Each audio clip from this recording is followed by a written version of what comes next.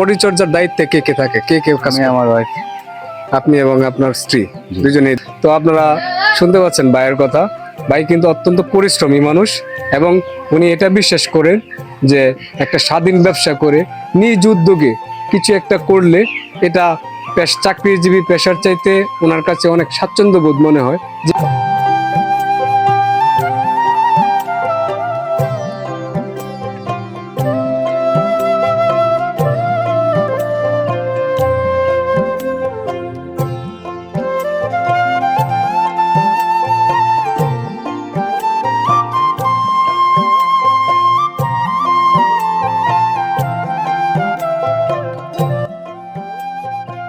আমরা আজকে কথা বলবো কেন্দ্র উপজেলার আশুজিয়া ইউনিয়নের সিংহেরগাঁও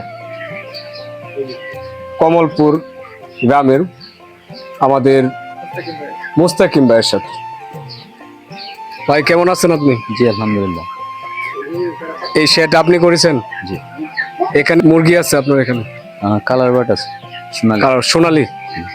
কতগুলো আছে এখানে? আছে 2000। 2000। কতদিন যাবত ফার্মটা আপনার? 3 মাস রানিং। 3 মাস হয়েছে। আপনি কি এখান থেকে বিক্রি করছেন? জি বিক্রি করছেন। কতগুলা বাচ্চা আনছিলেন প্রথমে? প্রথমে নিয়েছিলাম 2200। শুরু করছিলেন 2200 দিয়ে? আচ্ছা, এখন কতগুলো আছে? আছে 2000। এখন 2000 আছে। আপনার পড়াশোনা কত দূর? ইন্টার পর্যন্ত। ইন্টারমিডিয়েট পর্যন্ত পড়াশোনা করছেন। তাহলে চাকরি না গিয়ে এই ফার্মিং করার আমার চিন্তা ভাবনাটা কেন করলেন? ব্যবসাটা আমার জন্য ভালো হয় আর কি। মানে আমি চাকরির পেছনে না ছুটে বেকারত্ব দূর করার জন্য উনি পেশাটাকে বেছে নিয়েছেন। মানে উনি একজন ক্ষুদে উদ্যোক্তা হওয়ার জন্য নিজেকে অনুপ্রাণিত করেছেন এবং উনি এটা বিশ্বাস করেন যে পড়াশোনা করে চাকরি করতে হবে সেটাই বড় কথা না, একটা স্বাধীন ব্যবসা আমি আমার মতো করে পরিচালনা করব এবং আমি আমার ফ্যামিলির উপার্জনের একটা ব্যবস্থা করব এবং বেকারত্ব দূর করার জন্য আমি একটা ব্যবসা শুরু করব। ওইটাই ওনার আসলে মূল মন্ত্র। তো আপনি এই পেশায় আসার জন্য আপনাকে অনুপ্রাণিত করেছে কে? আমার বাবা। আপনার বাবা অনুপ্রাণিত করেছেন। আপনার বাবাকে তাহলে চাকরিতে ব্যবসাটাকে পছন্দ করতেন উনি বেশি? উনি কি করতেন? দেশের বাইরে থেকে প্রবাসী। উনি প্রবাসী আছেন, এখনো আছেন উনি? এখানে আপনি কি কি খাবার দিচ্ছেন? কালার বাটার ফিড দিচ্ছেন।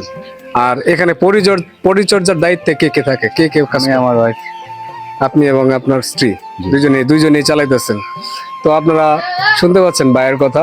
ভাই কিন্তু অত্যন্ত পরিশ্রমী মানুষ এবং উনি এটা বিশ্বাস করেন যে একটা স্বাধীন ব্যবসা করে নিজ উদ্যোগে কিছু একটা করলে এটা চাকরিজীবী পেশার চাইতে ওনার কাছে অনেক স্বাচ্ছন্দ্য বোধ মনে হয়, যে কারণে উনি এই পেশাটাতে আসছেন। আপনার এখানে শুধু কি সোনালী জাতের মুরগি আছে? জি। আর ভবিষ্যতে কি আপনার পরিকল্পনা কি আছে? এই বিজনেসটাকে আরো বাড়াবেন? ইনশাল্লাহ বাড়ানোর চিন্তায় আছেন। আচ্ছা, এখানে আপনার ওই যে শেডটা নির্মাণ করেছেন এখানে কত টাকা খরচ করেছেন? 4 লক্ষ টাকা। 4 লক্ষ টাকা খরচ হয়েছে এবং মুরগি সহ? না না, মুরগি ছাড়াই শুধু শেডটাতে 4 লক্ষ টাকা খরচ হয়েছে।